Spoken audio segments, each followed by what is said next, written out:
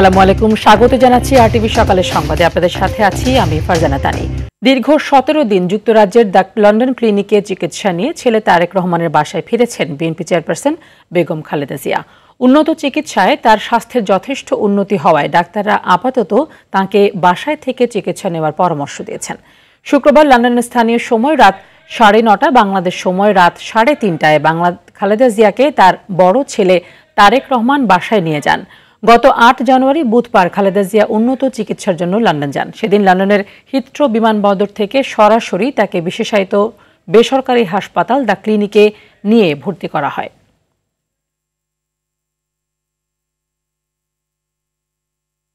অভিবাসন নিয়ে ট্রাম্প প্রশাসনের নীতি দেশের রেমিটেন্স প্রবাহ বাধাগ্রস্ত করবে বলে মনে করেন সাবেক রাষ্ট্রদূত এম হুমায়ুন কবির এবং বিবিসির গবেষণা পরিচালক ডক্টর মাহফুজ কবির। তারা বলেন, এই নীতি মার্কিন যুক্তরাষ্ট্রে বসবাসরত অনেক বাংলাদেশিকে বিড়ম্বনার মধ্যে ফেলবে এবং যুক্তরাষ্ট্র যেতে ইচ্ছুকদের জন্য জটিলতা তৈরি করবে। খান আলামিনের রিপোর্টে থাকছে বিস্তারিত। যুক্তরাষ্ট্রের 47তম প্রেসিডেন্ট হিসেবে ডোনাল্ড ট্রাম্প শপথ গ্রহণের পর নিউ ইয়র্ক থেকে 4 বাংলাদেশিকে গ্রেপ্তার করেছে immigration and customs enforcement ICE. নথিপত্রহীন অভিবাসীদের ধরপাকড়ে যুক্তরাষ্ট্রের বিভিন্ন রাজ্যে অভিযান শুরু হয়েছে। এরই অংশ হিসেবে ধরা পড়েছেন 4 বাংলাদেশি। যুক্তরাষ্ট্রে লক্ষাধিক বাংলাদেশি অবৈধ অভিবাসী রয়েছে। সবাই এখন আতঙ্কে, কারণ ট্রাম্প প্রশাসন সকল অবৈধ অভিবাসীকে বের করে দেওয়ার নির্দেশ দিয়েছে। এতে দেশের রেমিটেন্স প্রবাহ বাধাগ্রস্ত হবে বলে মনে করেন বিশেষজ্ঞরা, কারণ রেমিটেন্স পাঠানোর দিক থেকে যুক্তরাষ্ট্র অধিকাংশ সময়ই শীর্ষে থাকে। যেসব জায়গায় তারা কাজ করে, তারা এখন তাদেরকে কাজ দিতে চাইবেন। এখন আপনার জীবন জীবিকা না থাকলে আপনি কী করবেন? আপনি বেরিয়ে যাবেন, তখন বাংলাদেশে চলে আসতে হবে। এবং ওরা চলে আসলে সাথে সাথে আমাদের রেমিটেন্সও যাবে। শুধুমাত্র যে রেমিটেন্সের উপর দিয়ে যাবে বিষয়টা এরকম নয়, যারা পরবর্তী সময়ে ওখানে যাওয়ার জন্য প্রস্তুতি নিচ্ছিলেন, তো তাদের উপরে তার ইম্প্যাক্ট পড়বে। অভিবাসন রোধে যুক্তরাষ্ট্রের দক্ষিণ সীমান্তে সেনা মোতায়েনের নির্দেশ দিয়েছেন ডোনাল্ড ট্রাম্প। মেক্সিকো সীমান্ত দিয়ে প্রবেশ বন্ধের ফলে অবৈধভাবে যেসব বাংলাদেশি যুক্তরাষ্ট্রে পাড়ি দিতেন সে পথ রুদ্ধ হয়েছে বলে জানান বিশেষজ্ঞরা। যে বর্ডারটা রয়েছে, বর্ডারের কাছাকাছি আছেন, হয়তো যে কোনো সময় পার হবেন। এই রকম অনেক অসংখ্য যারা অভিবাসন প্রত্যাশী, তারপরে যারা আসলে প্রক্রিয়ার মধ্যে রয়েছেন, এগুলো প্রত্যেকের জন্য এটা খরচ হিসেবে আসছে বলে আমার কাছে মনে হয়েছে। এর আগে বাইডেন প্রশাসনের সময় আপনি যদি ওখানে গিয়ে হাজির হতেন, তখন আপনাকে একটা সুযোগ দেওয়া হতো। একটা অ্যাপ আছে, ওদের ছিল, ওই অ্যাপটা দিয়ে আপনি অ্যাপ্লাই করতে পারবেন যে আমাকে ঢুকবার অনুমতি দেওয়া হোক। এখন সেই অ্যাপটাও তুলে দিয়েছে। তার অর্থ হচ্ছে সীমান্তে আপনি মার্কিন যুক্তরাষ্ট্রে বেআইনিভাবে প্রবেশ করার কোনো সুযোগ থাকছে না। জন্মসূত্রে নাগরিকত্বের বিধান ট্রাম্প বাতিল করলেও দেশটির হাইকোর্ট সেই আদেশের বিরুদ্ধে রায় দিয়েছেন। খান আলামিন, আরটিভি, ঢাকা। বিশ্ব ইজতেমার প্রথম ধাপের আয়োজন সফল করতে দিনরাত কাজ করছেন ধর্মপ্রাণ মুসল্লিরা। এরই মধ্যে ময়দানের 80% প্রস্তুতি সম্পন্ন করেছেন জুবায়ের অনুসারীরা।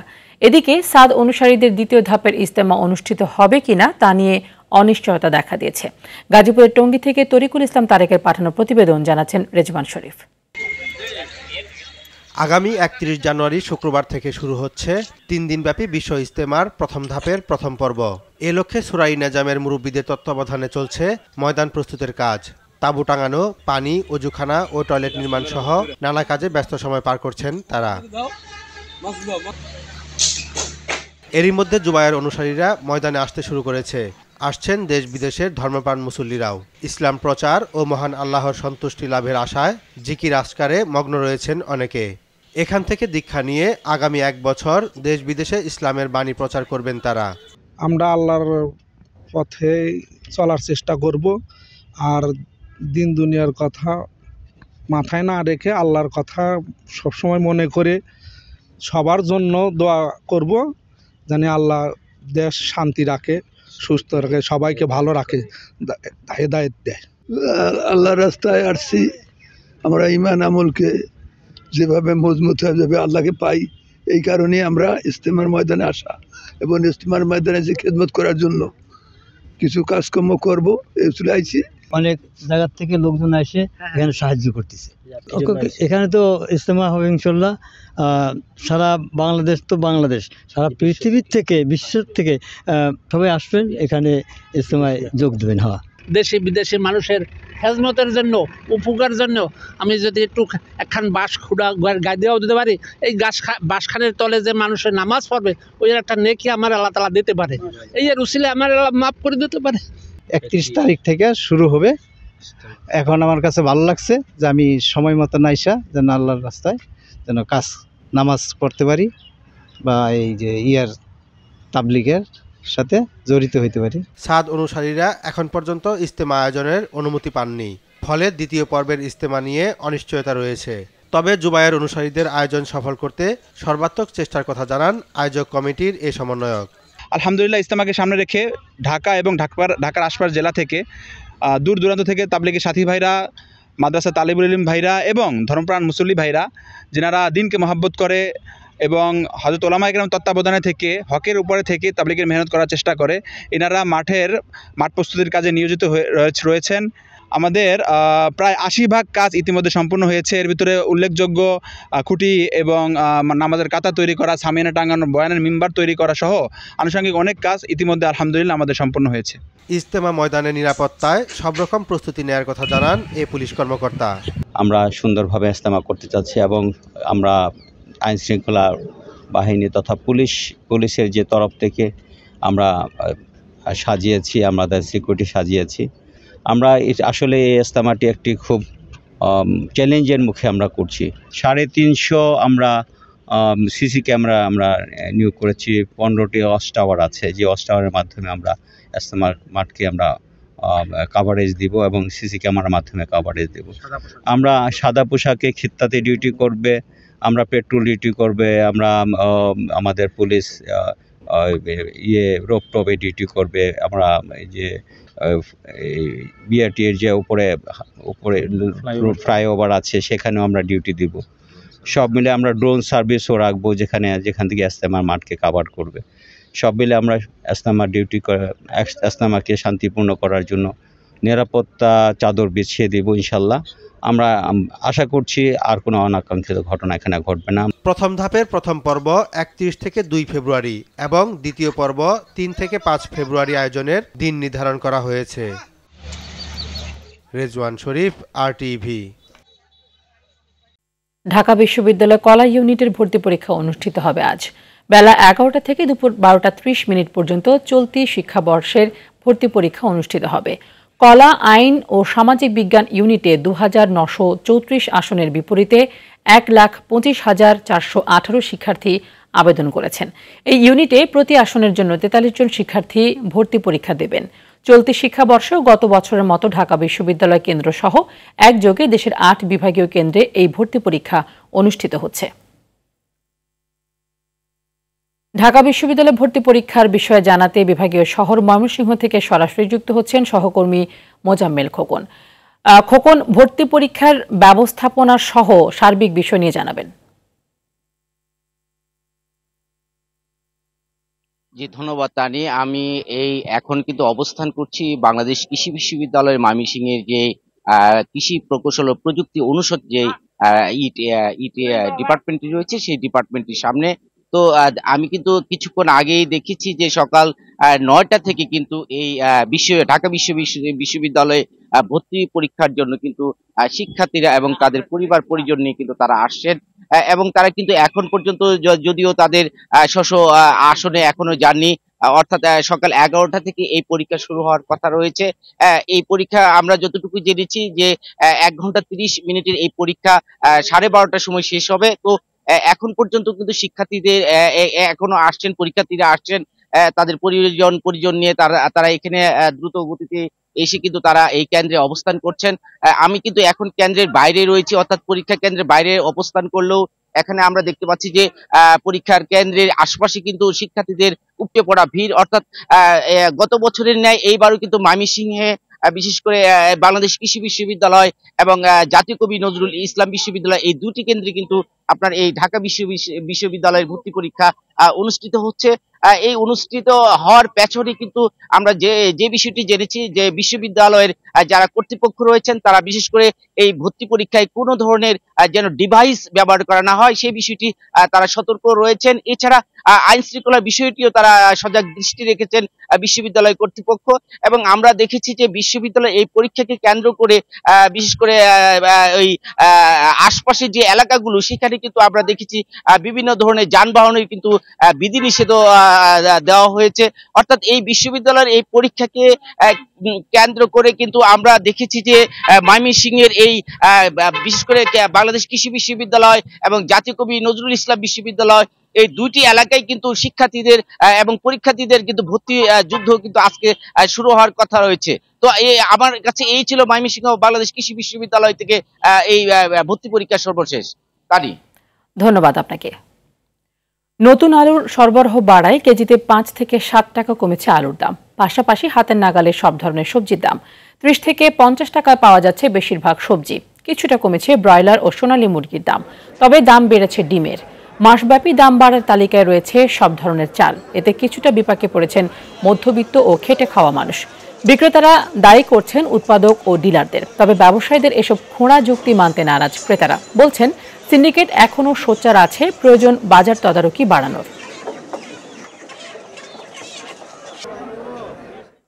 বাজারের সার্বিক পরিস্থিতি জানাতে রাজধানীর কারওয়ান বাজারে আছেন মাহিন আরাফাত এবং চট্টগ্রামে রয়েছেন সহকর্মী সাইফুল মাহমুদ। আমরা প্রথমেই চলে যাচ্ছি আরাফাতের কাছে। আরাফাত, একটু জানাবেন যে আজকে আমরা জেনেছি নতুন করে বেশ কিছু পণ্যের দাম কমেছে, আবার বেশ কিছু পণ্যের দাম বেড়েছে। এটি নিয়ে আসলে ক্রেতা এবং বিক্রেতাদের মধ্যে মিশ্র প্রতিক্রিয়া কি দেখছেন? বিশেষ করে শীতের কি কি সবজি এসছে বাজারে এবং সেগুলোর দাম কেমন? জি তানি, আপনি যেমনটি বলছিলেন যে শীতের সবজি বাজারে পর্যাপ্ত সরবরাহ রয়েছে এবং এই কারণে দাম বেশ অনেকটাই কমতির দিকে, মানে সাধারণ মানুষের হাতের নাগালেই আছে। তবে দাম যেগুলো বেড়েছে সেই তালিকাটাও একদমই ক্ষুদ্র নয়। আপনাদেরকে যেমনটা জানানো হচ্ছিল যে চালের বাজারের দাম গত 1 মাস ধরেই বেশ ঊর্ধ্বমুখী। বিশ্ববাজারে পণ্যের দাম কমার সাথে আসলে দেশের বাজারে দাম কমা বাড়ার একটা সামঞ্জস্য আমরা দেখতে পারি। তবে বিশ্ববাজারে চালের দাম কমলেও এবং আমাদের যে ভ্যাট কমানো হলেও চালের বাজারে সেই প্রভাব এখনো পড়েনি। চাল এখনো বাড়তি দামে বিক্রি হচ্ছে এবং বিক্রেতাদের সাথে কথা বলে আমরা যেমনটা জানতে পেরেছি যে প্রায় প্রতিদিনই 1 থেকে 2 টাকা করে দাম বাড়ানো হচ্ছে। এর পেছনে ক্রেতারা যেমনটা বলছেন যে ডিলার এবং মিল পর্যায় থেকে আসলে তাদের বাড়তি দামে চাল কিনতে হচ্ছে। এর জন্য তারা চাচ্ছেন যে সরকারের পক্ষ থেকে যাতে ক্রেতা বিক্রেতা এবং যারা মিল মালিক আছে সবাইকে নিয়ে আলোচনায় বসলে এর একটা সুষ্ঠু সমাধান আসবে বলে তারা মনে করছেন। এর বাইরে আপনাদেরকে জানাতে চাই যে বাজারে ছোলার দাম বেশ অনেকটাই কমেছে, 20 থেকে 30 টাকা কেজিতে ছোলার দাম কমেছে। তবে চালের মতোই কিছুটা অস্থিতিশীল সয়াবিন তেলের বাজার।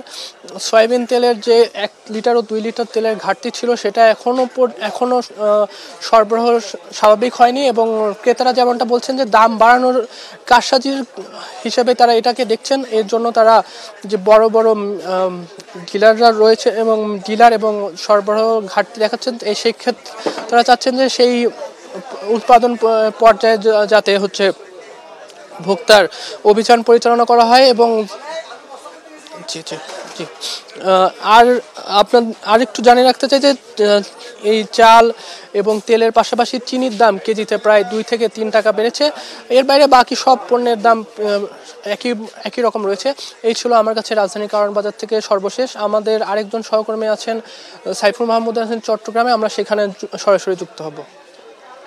মাহিন, আপনাকে ধন্যবাদ। আমি কিন্তু এই মুহূর্তে দাঁড়িয়ে আছি চট্টগ্রামের কাজীরদড়ি বাজারে। আসলে চট্টগ্রামের বাজার সবসময় কিছুটা ঊর্ধ্বমুখী থাকে, আজও তার ব্যতিক্রম ঘটেনি। এখনও কিন্তু আসলে বেশ কিছু পণ্যের দাম ঊর্ধ্বমুখীতে বিক্রি হচ্ছে। আমি যদি শুরুতেই বলে থাকি আসলে গরুর মাংসের দাম, গরুর মাংস কিন্তু 900 থেকে 950 টাকা থেকে 1000 টাকাতে বিক্রি হচ্ছে এবং সেই সাথে ফার্মের মুরগির দামও 10 টাকাতে বেড়েছে কেজি প্রতি। আগে যেখানে বিক্রি হয়েছিল আসলে 200 টাকাতে, এখন বিক্রি হচ্ছে 210 থেকে 15 টাকাতে। সোনালী মুরগি বিক্রি হচ্ছে 340 থেকে 350 টাকার মধ্যে, দেশি মুরগি বিক্রি হচ্ছে আসলে 550 টাকা থেকে 600 টাকার মধ্যে। সব কিছুই কিন্তু আসলে চট্টগ্রামে একটু ঊর্ধ্বমুখীতে বিক্রি হচ্ছে এবং একই সাথে ক্রেতারা জানিয়েছেন আসলে চাউলের দাম মান ভেদে 8 থেকে 10 টাকা বেড়েছে কেজি প্রতি এবং একই সাথে মশলার দামও কিন্তু বৃদ্ধি পেয়েছে। খুচরা বাজারে কিন্তু বোতলজাত তেলের সরবরাহ অনেকটা কমে গেছে, কিন্তু পাওয়া যাচ্ছে না। খুচরা দোকানদাররা বলল আসলে তারা ডিলারদের কাছ থেকে আসলে যে পরিমাণ তেলের চাহিদা দিতেন সেই পরিমাণ তেলের চাহিদা তারা কিন্তু পাচ্ছেন না। যেটা পাচ্ছেন সেটাও কিন্তু সঠিক সময়ের মধ্যে তাদেরকে দেওয়া হচ্ছে না। তারা হয়তো এই সপ্তাহে যদি আসলে বলে দেখা যায় সেটা 10 থেকে 15 দিন পরে তাদেরকে দিচ্ছে এবং এই দেরি হওয়াতে কিন্তু এটার প্রভাব কিন্তু বাজারে পড়েছে। যারা ক্রেতা রয়েছেন তারা কিন্তু নির্ধারিত সময়ে কিন্তু তেল পাচ্ছেন না এবং একই সাথে সরকারের পক্ষ থেকে যেই ভ্যাট ট্যাক্স নির্ধারণ করেছে সেটার কিন্তু প্রভাব পড়েছে চট্টগ্রামে, বিশেষ করে চট্টগ্রামের খাতুনগঞ্জে যেখানে পাইকারি আড়ত আছে সেখানে। এবং এই ভ্যাট ট্যাক্সের কারণে কিন্তু অনেকটা পণ্যের দাম বৃদ্ধি পেয়েছে এবং এই পণ্যের দাম কিন্তু এই মুহূর্তে একেবারে সরাসরি কিন্তু ভোক্তা পর্যায়ে প্রভাব পড়ছে বলে ব্যবসায়ীরা জানিয়েছেন। তবে সামনে রমজানকে ঘিরে ইতিমধ্যে কিন্তু ব্যবসায়ীদের যেই সিন্ডিকেট রয়েছে সেটা কিন্তু সক্রিয় হয়ে উঠেছেন বলে ক্রেতারা অভিযোগ করে বলেছেন। তা নিয়ে এই ছিল বাজার পরিস্থিতি নিয়ে আমার কাছে সর্বশেষ তথ্য। ধন্যবাদ আপনাদের দুজনকেই। শীতে দুর্ভোগে আছে উত্তরাঞ্চল সহ দেশের বিভিন্ন জেলার মানুষ। পঞ্চগড়ে বয়ে যাচ্ছে মৃদু শৈত্যপ্রবাহ। ভোরে ঘন কুয়াশায় ঢাকা ছিল চারপাশ। সকালে এই জেলায় 9.9 ডিগ্রি সেলসিয়াস তাপমাত্রা বিরাজ করছে। উত্তরের হিমেল বাতাস শীতের তীব্রতা বাড়িয়ে দিয়েছে। কাজে যেতে বিপাকে পড়েছেন বালু ও কৃষি শ্রমিকরা। সূর্যের দেখা নেই উত্তরের জেলা দিনাজপুরে। ভোরে দিনাজপুরে সর্বনিম্ন তাপমাত্রা রেকর্ড করা হয়েছে 9.6 ডিগ্রি সেলসিয়াস। জেলার হিলিতে গত 4 দিন ধরে দেখা নেই সূর্যের। কুড়িগ্রামে শীতের কারণে ব্যাহত হচ্ছে মানুষের স্বাভাবিক কাজকর্ম। বিপাকে পড়েছে চরাঞ্চল ও শ্রমজীবী মানুষ। চুয়াডাঙ্গায় হাসপাতালে বাড়ছে শীতজনিত রোগীর সংখ্যা। গাইবান্ধায় শীতে দিনমজুর খেটে খাওয়া মানুষের দুর্ভোগ বেড়েছে। ব্রাহ্মণবাড়িয়ার আখাউড়ায় ব্যাহত হচ্ছে কৃষকদের বীজ রোপণ কাজ। কেনাকাটা থেকে নিয়োগ বাণিজ্য কি করেননি রবীন্দ্র বিশ্ববিদ্যালয়ের অর্থ ও হিসেব বিভাগের পরিচালক গোলাম সারোয়ার। সম্প্রতি বিশ্ববিদ্যালয়ের নিষিদ্ধ প্যাডে বিজ্ঞপ্তি প্রকাশ করে সাময়িক বরখাস্ত হন তিনি। তবুও বহাল তবিয়তে রয়েছেন সিন্ডিকেট সদস্য পদে। অভিযোগ ও দুর্নীতি দমন কমিশনের তদন্ত চলমান থাকার পরেও প্রশাসনের ব্যবস্থা গ্রহণ না করায় হতাশ সাধারণ শিক্ষার্থীরা। সিরাজগঞ্জ থেকে সাজিরুল ইসলাম সঞ্চয়ের তথ্য ছবিতে জানাচ্ছেন ইমরুল কায়েস। প্রতিষ্ঠালগ্ন থেকেই অনিয়ম দুর্নীতিতে জর্জরিত সিরাজগঞ্জ শাহজাদপুরের অন্যতম বিদ্যাপীঠ রবীন্দ্র বিশ্ববিদ্যালয়। নির্ধারিত ক্যাম্পাস চালনা করা, অবৈধভাবে শিক্ষার্থী ভর্তি, নিয়োগ বাণিজ্য এবং কেনাকাটায় অর্থের অপচয় সহ অর্ধশতাধিক অনিয়মের অভিযোগ রয়েছে বিশ্ববিদ্যালয়ের বিভিন্ন কর্মকর্তার বিরুদ্ধে। সম্প্রতি বিশ্ববিদ্যালয়ের অর্থ ও হিসাব বিভাগের পরিচালক গোলাম সরোয়ারের বিরুদ্ধে বিশ্ববিদ্যালয়ের নিষিদ্ধ প্যাডে বিজ্ঞপ্তি প্রকাশ, সিন্ডিকেট করে কেনাকাটায় অনিয়মের অভিযোগে সাময়িক বরখাস্ত করা হয়। অভিযোগ আছে আর্থিক লেনদেনের মাধ্যমে বিশ্ববিদ্যালয়ের বিভিন্ন পদে চাকরি দিয়েছেন 33 জনকে। এই অভিযোগের সত্যতা পাওয়া যায় চাকরিপ্রাপ্তদের কথায়। গোলাম সরোয়ার ছিলেন অর্থ হিসাব বিভাগের পরিচালক। উনি কি পান সম্পর্কে আপনার? উনি আমার আত্মীয় লাই, রিলেটিভ লাই। উনি ধরেন আমার বাড়ি তালগাছি, আমার সাইবুল চেয়ারম্যান ওনার সাথে লিঙ্ক ছিল। আচ্ছা, সাইবুল চেয়ারম্যান কাজ করা দিতে ওই সব ধরেন গ্রাম হিসেবে ওনার কিছু লোক ছিল। তারপরে আমার ওই যে শিবলি স্যার ছিল, ওনার কিছু বাগাবাড়ির থেকে লোক ছিল। রওশন আলম স্যার ছিল, কিছু লোক দিত। সরোয়ার স্যার কিছু লোক দিত। এই 4টে লোকই মোটামুটি কিছু লোক আর কি নিয়োগের ব্যাপারে এগুলো ওনারা ইয়া করতে। দুর্নীতিগ্রস্ত কর্মকর্তা গোলাম সরোয়ার সহ অন্যান্য দুর্নীতিগ্রস্ত ও অযোগ্য কর্মকর্তাদের অপসারণের দাবি শিক্ষার্থীদের। রবীন্দ্র বিশ্ববিদ্যালয়ের একটা আগাগোড়া দুর্নীতিক প্রতিষ্ঠান। এখানে প্রত্যেকটা পিয়ন থেকে শুরু করে বড় বড় পদ পর্যন্ত এখানে দুর্নীতির মাধ্যমে নিয়োগ হয়েছে ফ্যাসিস্ট আমলে। EIMS নামক যে ফলাফল তৈরির জন্য একটা সফটওয়্যার কেনা হয়, মূলত এটা 60 লক্ষ টাকা দিয়ে। তো এই যে সফটওয়্যার কেনা হয়েছে এই সফটওয়্যারের কোনো কাজ নাই। তার নামে ধরেন যে একটা বাক্স কেনা হয়েছে, এই মানে এটাতে কোনো কাজ করা যায় না, ওখানে কোনো সফটওয়্যারও নাই। তো এটা তো তার গোলাম সরোয়ারের নেতৃত্বে কেনা হয়েছে। আর্থিক অনিয়ম, প্রশাসনিক দুর্নীতি সকল বিষয়ে আমরা একটা মানববন্ধন করি সাধারণ শিক্ষার্থীরা।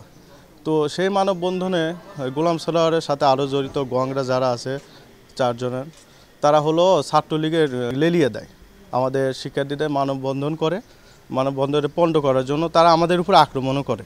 গোলাম সরোয়ার গ্যাং তারা 188 জন কর্মকর্তা কর্মচারীকে আর্থিক টাকার বিনিময়ে তারা চাকরি নিয়োগ দেয়। আমরা সেখানে জানি সে সময়ে শিক্ষার্থীর সংখ্যা ছিল মাত্র 105 জন, এবং যতটুকু জানতে পেরেছি আমরা তার এলাকাবাসী থেকে এবং তার আত্মীয়স্বজন থেকে 34 জন সদস্যকে তারা কর্মকর্তা কর্মচারী পদে নিয়োগ দিয়েছে, এবং তারা অত্যন্ত অযোগ্য এবং অদক্ষ লোক। এই গোলাম সরোয়ারের প্রভাবে তারা বিশ্ববিদ্যালয়ের শিক্ষক এবং শিক্ষার্থীদের সাথে অসৎ আচরণ করে থাকে। গোলাম সরোয়ার যে নিয়োগ বাণিজ্যের সাথে জড়িত এবং সে অভিজ্ঞতা কাজে লাগিয়ে নিয়োগ বাণিজ্য করার জন্য তাকে আবার নতুন করে সিন্ডিকেট মেম্বার করা হয়েছে, এবং তারই প্রেক্ষিতে যখন তাকে নিয়োগ দেওয়া হয়, যখন সহকারী পরিচালক থেকে সরাসরি এখানে পরিচালক নিয়োগ দেওয়া হয়, এখন কিন্তু এর মাঝে অনেকগুলো পদ থাকে, যেমন আপনার সহকারী পরিচালক, আপনার যুগ্ম পরিচালক, আপনার হচ্ছে অতিরিক্ত পরিচালক, এগুলো পদ থাকে। প্রত্যেকটা পদের জন্য 5 বছর করে থাকতে হয়, কিন্তু সেগুলো সে সত্য মানে নাই। অভিযোগের বিষয়ে জানতে বারবার যোগাযোগ করেও পাওয়া যায়নি অভিযুক্ত গোলাম সরোয়ারকে।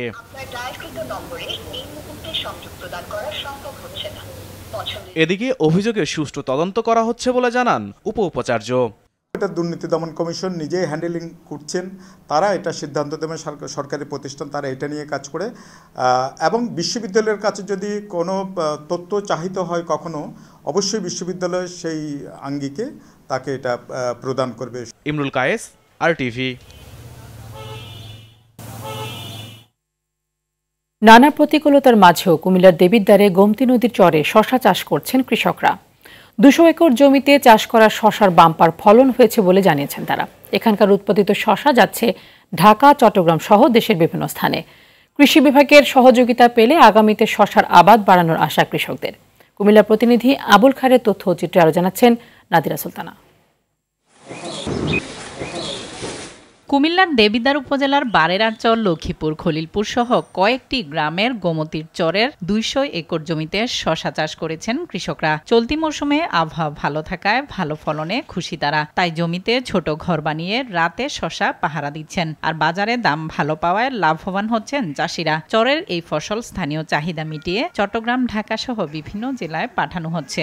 ভালো জমিনগুলো ফলন তো গত বছরের থেকে এবার ভালোর কারণ হলো আমাদের নদীতে এবার বেশি ডল ছিল, ডলে পয়েল পড়ছিল, পয়েলের কারণে কিছু জমিন ভালো। 10 শতক জায়গা করছিলাম, তাহলে এখন বেচছি, আর তো শশা ওখানে আর নাই, গাছ মেরে যে গায়, সার পাই না, ওষুধ আনতাম গেলে পাই না, কিন্তু কি কৃষি অফিসার কোনো আমরা কাছে আইসে না। শশা ভালো এর জন্য এখান থেকে কিনে নিতেছি আর কি।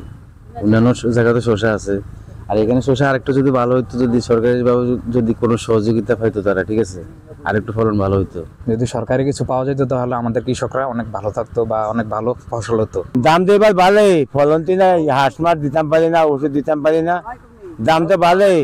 এদিকে শশা চাষে কৃষকদের সহযোগিতার কথা জানান কৃষি কর্মকর্তা। রোগবালাই থেকে তাদের হ্রাস হয় এবং উৎপাদনটা বৃদ্ধি পায়, সেটার দিকে আমরা লক্ষ্য রাখি, এবং যে কৃষকরা আছেন আমার তাদের প্রতি পরামর্শ থাকবে, স্থানীয় উপজেলা কৃষি অফিস অথবা উপসহকারী কৃষি অফিসের সাথে যোগাযোগ করলে অবশ্যই তারা লাভবান হবেন, এবং সঠিক পরামর্শ পেলে ডিলারের কথায় বা কোনো কীটনাশক বিক্রেতা বা বালানাশক বিক্রেতার কথায় যেন তারা কোনো বালানাশক প্রয়োগ বা অনুমান ভিত্তিক বালানাশক প্রয়োগ যদি না করেন, ওনারা যদি সঠিক সিদ্ধান্তটা নেন, একজন এক্সপার্টের কাছ থেকে যদি পরামর্শটা নেন, তাহলে অবশ্যই ওনারা লাভবান হবেন। সরকারি সহযোগিতা পেলে আগামীতে শশার আবাদ বাড়ানোর কথা জানান কৃষকরা। নাদিরা সুলতানা, RTV।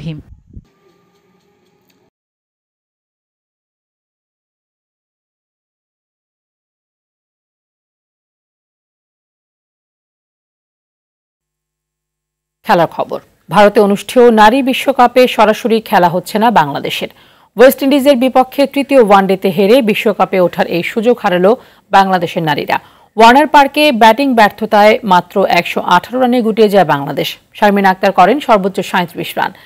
119 রানের মামুলি লক্ষ্য স্বাগতিকরা মাত্র 2 উইকেটে হারিয়ে টপকে যায়। এই জয়ে 2-1 সিরিজ নিশ্চিত হয় ওয়েস্ট ইন্ডিজের। আর এই পরাজয়ে নিউজিল্যান্ডের সমান পয়েন্ট সত্ত্বেও নেট রান রেটে পিছিয়ে থাকার কারণে বিশ্বকাপে সরাসরি খেলার সুযোগ নষ্ট হলো বাংলাদেশের। সকালের সংবাদ এ পর্যন্তই। মধ্যাহ্নের সংবাদ 12টায় দেখার আমন্ত্রণ রইল। ধন্যবাদ সবাইকে।